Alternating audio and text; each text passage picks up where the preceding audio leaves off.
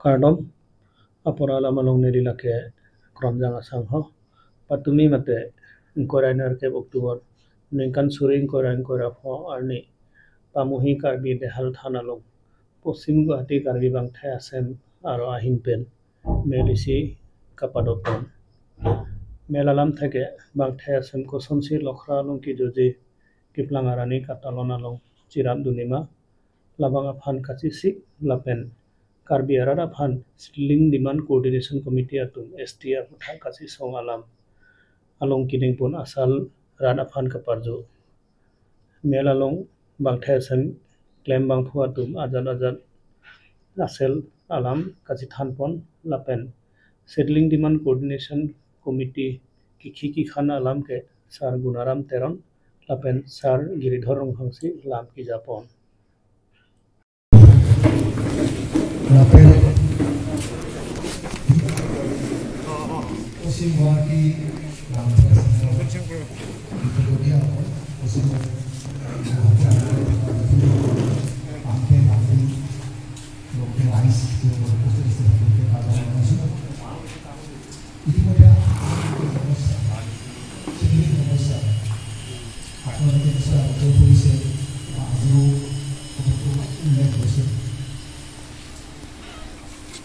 আমি যেতিয়া কলেজত পঢ়ি আছিলোঁ 1976-77 তেতিয়াৰ পৰা এই সমস্যাটো আমি শুনি আছিলোঁ আৰু এই বিষয়ে আমি কিছু প্ৰচেষ্টা লৈছিলোঁ কাম কৰিছিলোঁ কোনো বস্তুটো আমি চাকৰি পোৱাৰ কাৰণে গুচি গ'লোঁ আমি চাকৰি ৰিটায়াৰ হৈ অহাৰ পিছত আমি দেখিলোঁ যে 30-35 বছৰ আগতে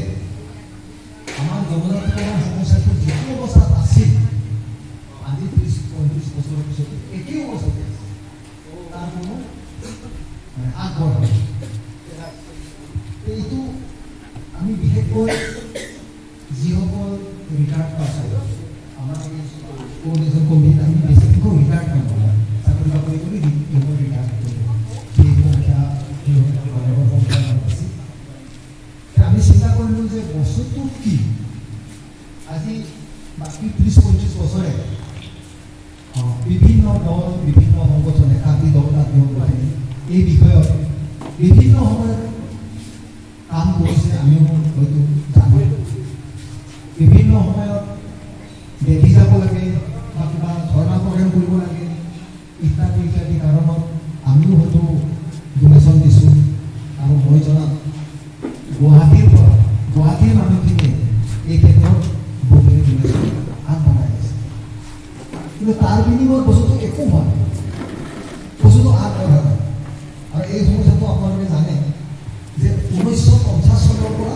এইটো সমস্যাটো আমাৰ হৈছে যেনেকৈ ভাৰতবৰ্ষত সংবিধানখন গৃহীত হ'ল তেতিয়াৰ পৰা আমাৰ ভাগ পৰি গ'ল এই কথাটো তেতিয়াৰ পৰা চলি আছে গতিকে আমি ক'বলৈ গ'লে আজি 70 বছৰতকৈ বেছি দিন এই সমস্যাটো আমি ভুগি আছোঁ আমাৰ ছাত্ৰ ছাত্ৰীসকলে ভুগি আছে আমি ভুগি আছোঁ এতিয়া এইটোৰ ওপৰত আমি চিন্তা কৰি আমি কি কৰিব লাগিব বিভিন্ন আমাৰ যিসকল জাতীয় নেতা আছিলে তেওঁলোকৰ লগত বিভিন্ন কথা পাতিলোঁ এই বিষয়ে বিভিন্ন কিতাপ পত্ৰ অধ্যয়ন কৰিলোঁ আৰু আমি কিয়নো কৃতকাৰ্য হ'ব পৰা নাই ইমান দিন তাৰ কাৰণটোনো কি এইটো আমি চব বিশ্লেষণ কৰিছিলোঁ এই বিশ্লেষণ কৰি চোৱাৰ পিছত আমি দেখিলোঁ মানে তাৰ প্ৰধান কাৰণ আমি প্ৰায় মোটামুটি 3 কাৰণ বিচাৰি পালোঁ এটা হ'ল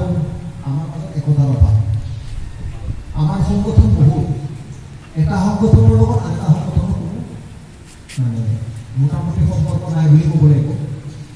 এটা সংগঠনে কিবা এটা কৰিলে আন এটা সংগঠনে বাধা দিয়ে ঠিক তেনেকৈ তাৰপিছতে আমাৰ ধৰ্মীয় কথাটো আহি গ'ল মাজতে এটা ধৰ্মৰে কিবা এটা বিচাৰে বাকী ধৰ্মৰে অপোজ কৰে ধৰ্মীয় বেৰিয়াৰটো আহি গ'ল সেইটো এটা কাৰণ আমি দেখিলোঁ তাৰপিছতে দেখিলোঁ আমাৰ মূল সমস্যাটোৰ ওপৰত আমাৰ যিসকল জাতীয় নেতাই কাম কৰি আছে কেইজনমানৰ বাদে বেছি সংখ্যক ছাবজেক্টৰ ওপৰত ক্লিয়াৰ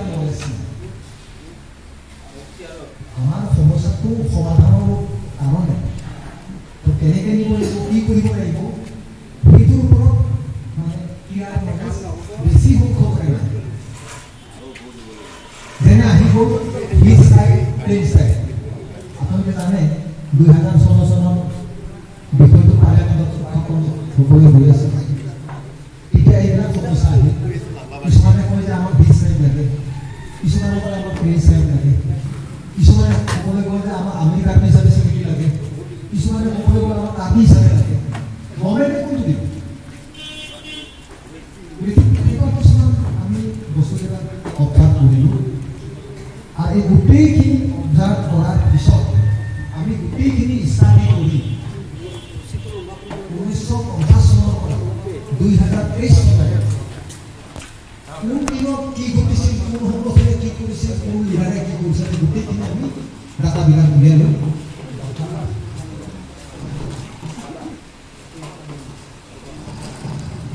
1950 চনৰ পৰা 1923 চনলৈ গোটেইখিনি ডকুমেণ্ট আমি সংগ্ৰহ কৰিলোঁ। সংগ্ৰহ কৰি আমি ভাবিলোঁ কি কৰা যায়, যিহেতু মানে বিষয়টোৰ ওপৰত আমাৰ ক্লিয়াৰ নলেজ নাই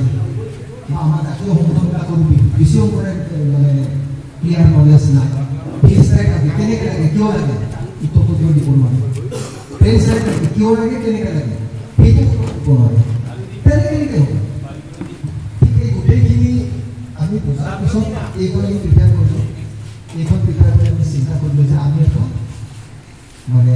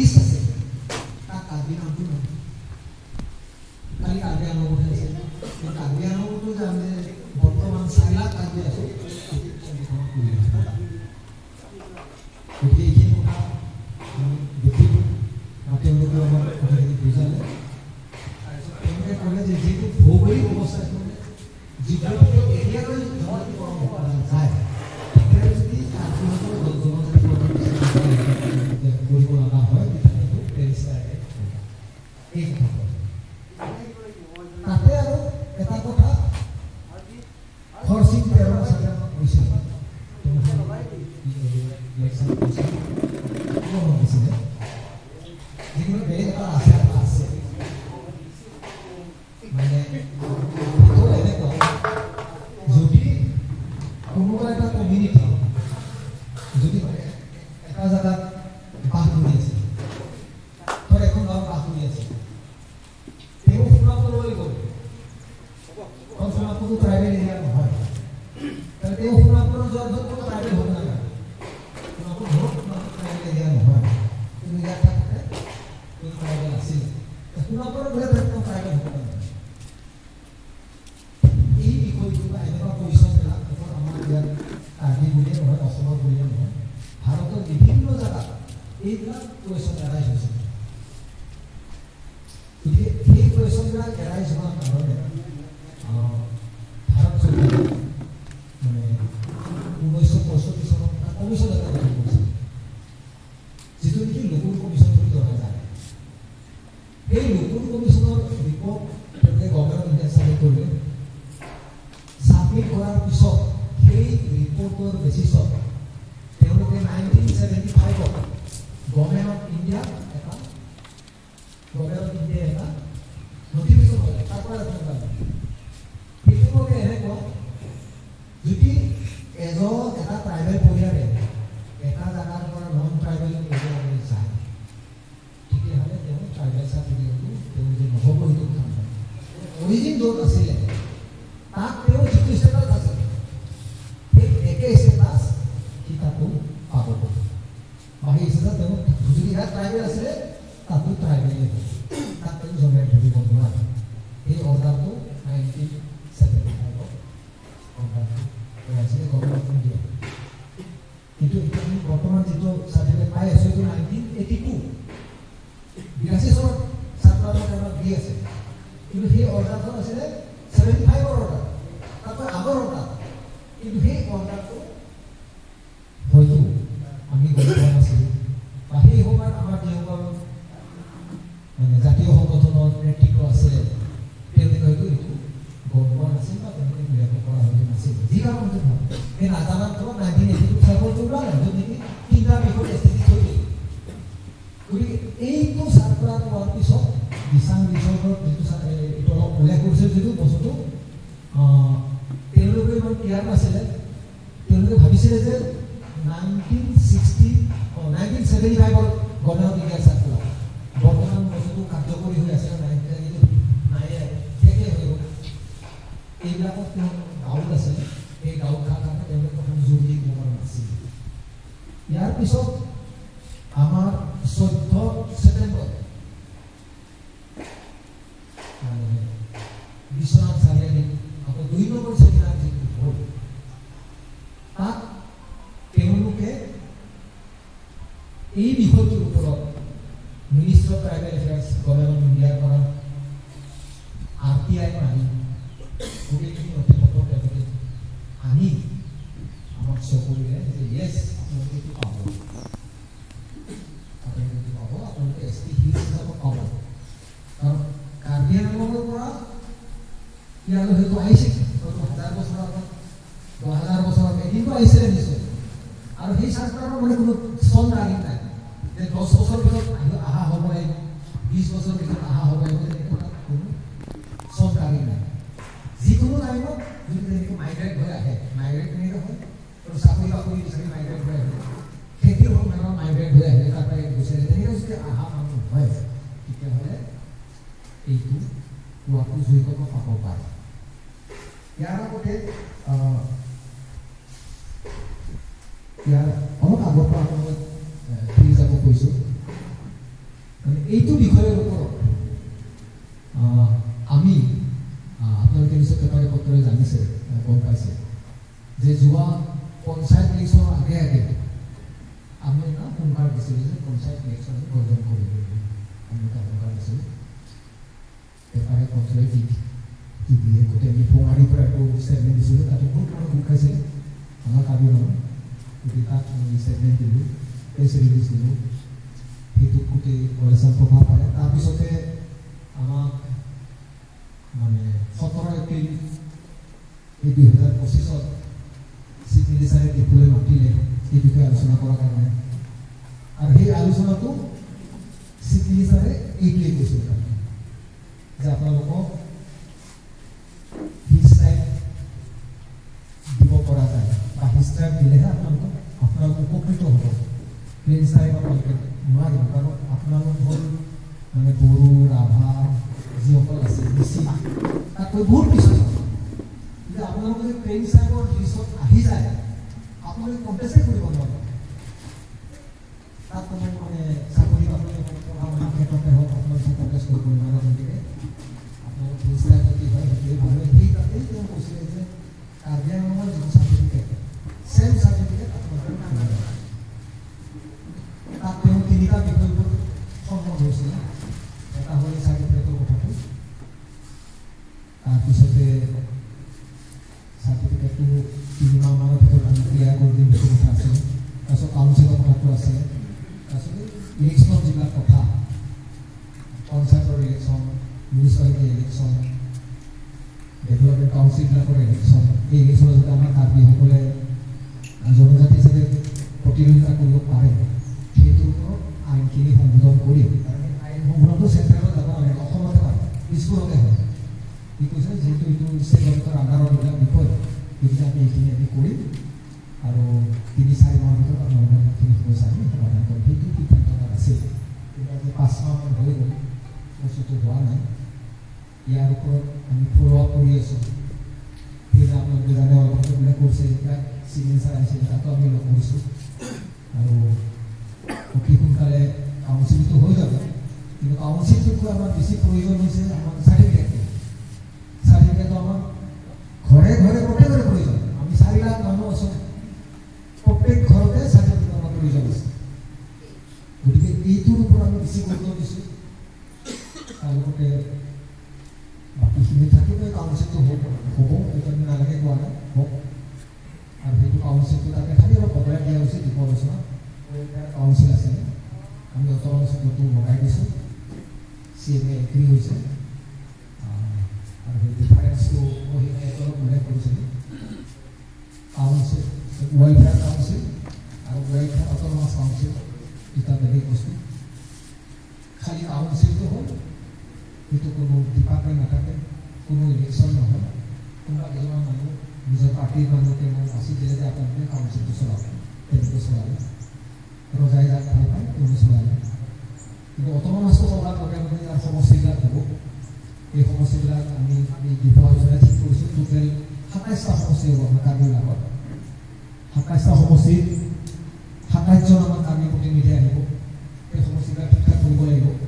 তাৰপিছত বাকী 3জন চৰকাৰৰ পৰা নমিনেটেড থাকিব, তেনেকুৱা তাৰপিছত টোটেল 30জন হ'ব। এইখিনি কথা CMA এগ্ৰী হৈছে। গতিকে CMA তাতে ক'লে যে আপোনালোকৰ অট'নমাছ কাউন্সিলে হ'ব, অট'নমাছ ৱেলফেয়াৰ কাউন্সিল হ'ব। তাতে দুয়োজনে কিবা কিবি কৈছিলে, কিন্তু সেইটো নাকচ কৰিলে আমাৰে নামটো নক'ম বাৰু। সেইটো তেওঁ কৈছে যে আপোনালোকৰ আগৰ কাউন্সিলটো উন্নত হ'ল বুলি ধৰক, আগৰ ইলেকশ্যন নাছিলে, ডিপাৰ্টমেণ্ট নাছিলে, এনে ওপৰতো চিৰিয়াছ আছিলে। এতিয়া কমচে কম ডিপাৰ্টমেণ্ট হ'ব, ইলেকশ্যন হ'ব, কিন্তু যি স্থায়ী হ'ব আমাৰ ৰাইজৰ কাৰণে ভাল হ'ব। এই কাজখিনি আমি বৰ্তমান চিভিল ইনভেষ্টিগেশ্যন কমিটিয়ে কৰি আছোঁ। আৰু এই কমিটিটো আমি কেইজনমানে লগ লাগি গঠন কৰা হয়। এই কমিটিটো যেতিয়া দিশা নিৰ্দেশৰ আমাৰ এক্সপাৰ্টসকলে ক'লে, তেওঁলোকে বেমাৰটো বুজি পালে, আমাৰ মাজতে একতা নাই, এইটো সংগঠনে মাতিলে সেইটো সংগঠন মাতিলে এটেণ্ড নকৰে, এইটো যিটো বেমাৰ তেওঁলোকে গম পালে। গম পাই তেওঁলোকে ক'লে যে আপোনালোকে এটা কোঅৰ্ডিনেশ্যন কমিটি গঠন কৰক, প্ৰত্যেক সংগঠনৰ 2জন লওক, 3জন লওক, সেই গোটেইখিনি লৈ আপোনালোকে এটা কোঅৰ্ডিনেশ্যন কমিটি গঠন কৰক আৰু কামটো চলাই যাওক। আৰু এই বস্তু সকলোকে লাগে, এটা দলকে লাগে নেকি, সকলোকে লাগে। গতিকে কামটো তেনেকৈ আপোনালোকে চলাই যাওক। সেই ভিত্তিতে আমি কোঅৰ্ডিনেশ্যন কমিটি আৰু এই ডাঙৰ এখন মিটিং পাতিছিল, চব সংগঠনৰ মানুহৰ কাৰণে পাতিছিল। চব সংগঠনৰ মানুহক মাতি মিটিংখন আমি আমাৰ শৰাইঘাট বাজাৰত কৰিছিলোঁ আৰু শৰাইঘাট বাজাৰত সন্মতিক্ৰমে এইটো সিদ্ধান্ত লোৱা হৈছিল। আৰু এই কোঅৰ্ডিনেশ্যন কমিটি আমাৰ কাৰ্বিৰ যিমানখিনি সংগঠন আছে প্ৰায়বোৰ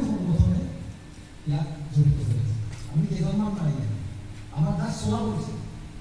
আমাৰ কোনো প্ৰেচিডেণ্ট নাই কোনো সেক্ৰেটাৰী নাই খালি আমি আহ্বায়ক নাই মানে কোঅৰ্ডিনেশ্যন কমিটি মানে ফুল ফ্লেজৰ আমাৰ কোনো তেনেকৈ হেৰি নাই আৰু ইমান যে আমাৰ কোনো স্কিলছ হোৱা হৈ যায় আগৰ বস্তু ছাত্ৰ থাকালে তো ছাত্ৰ ল'ব বস্তু এই যে থাকালে এই যে আমাৰ হয়তো নাথাকে জাষ্ট আমাৰ এই কামটো চলাই নিয়াৰ কাৰণে আমি এটা সম্ভৱ তাকে মই জাষ্ট এইটো প্ৰথমৰ আন্দাৰ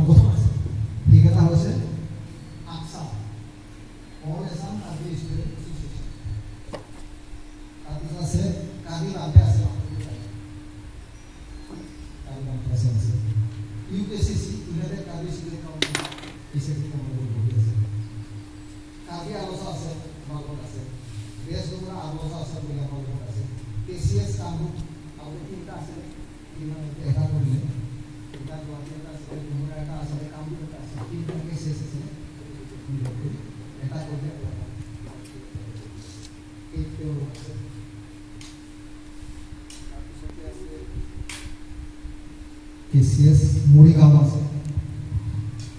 আমেৰিকাতে ষ্টুডেণ্ট ইউনিয়ন আছে আমেৰিকাতে বালকে আছে আমেৰিকাতে নেশ্যনেল কাউন্সিল আছে কাগলি এমপ্লয়ি এছ'চিয়েশ্যন আছে আকিয়া অল কাগলি ইউথ এছ'চিয়েশ্যন যেনেকৈ আকিয়া বুলি এটা সংগঠন আছে KSU কাগলি ষ্টুডেণ্ট ইউনিয়ন আছে অল এছাম কাগলি আগৰ আছে গ্ৰেটাৰ গুৱাহাটী কাগলি অৰেঞ্জ ছ'চাইটি আছে গ্ৰেটাৰ উপপাহন দক্ষিণ ৰাণী জনজাতি ভূমি সুৰক্ষা সমিতি এই 16টা সংগঠন আছে আমাৰ তাৰ সৰু সৰু সংগঠনবিলাক আছে যেনেকৈ আমাৰ যি বিহু কমিটিবিলাক আছে আমাৰ তাতো প্ৰভাৰী চেণ্ট্ৰেল বিহু কমিটিবিলাকৰ ইয়াৰ আণ্ডাৰত আছে তেনেকৈ গোটেইবিলাক লগ হৈ আমি এই সংগঠনটো চলাই আছোঁ তাৰে কিছুমান এক্টিভ হৈ আছে আমাৰ লগত দুই এটা এক্টিভ হৈ থকা নাই বিশেষকৈ কাৰ্বি আগৰ কাৰণে তেওঁলোকে কৈছে আমি ভিতৰত নাথাকোঁ আমি বাহিৰৰ পৰাই ছাপোৰ্ট কৰিম সেইটো তেওঁলোকে কৈছে গতিকে আমাৰ ক'বলৈ মানে ঠিক আছে হ'ব তেনেকৈ আৰু কোনোবা দুজন বিচাৰিছোঁ মই চাৰিজন দিছে সেইটো হ'ব খালি আমাৰ কাম কৰা মানুহ নাই ঠিক তেনেকৈ আমি বৰ্তমান চলাই আছোঁ আৰু ভৱিষ্যতে চলাই যাম বুলি ভাবিছোঁ আৰু কৈছে যে অহা 5 তাৰিখত আমি এই বিষয়ে Chief Minister Julia Mahasa ketika berjalan di Jakarta itu berusaha. Sehingga bisa pasal ini apa ada pihak pada harus menjadi itu satu ini dah bisa itu. Aliat orang ini bangsa semua native mereka bisa. Itu misalnya Tanzania ini komisi perlindungan zaman itu awal manuhor সকলে যেটো election তো আছে সকলে মানে ভিতৰৰ professor আমৰা ইয়াৰ প্ৰতি আমি কেইটামান মানুহ ভোট খাওঁ আমি হিউজ লেভেল ভোট কৰিলোঁ আমাৰ সমস্যা যেতিয়া গৈছিলে তেতিয়া মই শুনিছোঁ মই যোৱা নাই এতিয়া কৈছে আমি 500,000 মানুহ তুমিৰা আমাৰ হামচাৰ কৈছোঁ 500,000 কি কমে 10,000 মানুহ তেনেকৈ কথা তাৰমানে দেখা এইটো এটা প্ৰফেচাৰ কিন্তু ইয়াত আমাৰ জাতীয় স্বাৰ্থ এটা লুকাই আছে আমি যিমান হিউজ গেদাৰিং দেখাব পাৰোঁ আৰু আমি চেষ্টা কৰিম চিটি চাব পিছদিনাখনে কিবা এটা দিগদাৰ কৰাব পাৰে চাই গতিকে তাত আমাৰ সকলোৰে মানুহখিনি যোৱাটো প্ৰয়োজন আছে আমাৰ দূৰ দূৰণিৰ পৰা যিখিনি মানুহ আহি বহুতো গাড়ী ঘোঁৰা কিন্তু ইয়াৰ ওচৰৰ মানুহখিনি সেইটো সুবিধা নিশ্চয় দিব কিন্তু প্ৰত্যেকতে শিল ধুই ভাবি এদিনৰ কাৰণে যাব লাগে কাৰণ আমাৰ ঘৰৰ বিপৰীয়াৰ পৰা ফলৰ পৰা যিমানখিনি আমি নিশ্চয় আহিম আপোনালোকে জানে অন্যান্য জনগোষ্ঠীৰ কাৰণে দেখিছে জোৰ লৈ লৈ কিমান ডাঙৰ ডাঙৰ ক্ষমতা লাখ লাখ মানুহ উঠিছে এদিন নহয় দুদিন নহয় প্ৰায়